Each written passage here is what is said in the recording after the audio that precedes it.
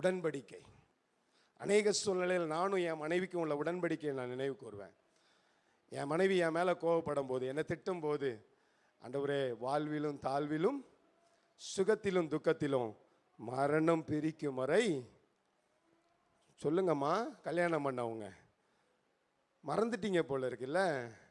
அதனால தான் இன்னைக்கு நிறைய கணவன் மனைவிக்குள்ள பிரிவினை வருது. கணவன் மனைவிக்குள்ள பிரிவினை வர்றது, அன்பு குறைகிறது, டைவர்ஸ் நடக்கிறது, பிரிந்து இருக்கிறது, சமாதானம் இல்லாமல் இருக்கிறது. காரணம் என்னவாயிடுச்சு? ஆமாம், காலையில் எழும்பி பரமண்டல ஜெபம் சொல்லணும்னு பாஸ்டர் சொல்லி கொடுத்துருக்காங்க.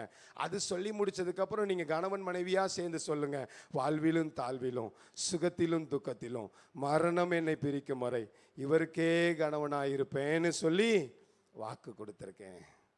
அப்படி அந்த உடன்படிக்கையை நினைவு கூறும் பொழுது தான் நம்முடைய வாழ்க்கை செழிப்பாய் மாறும். ஆமேன்னு சொல்லுங்கள்.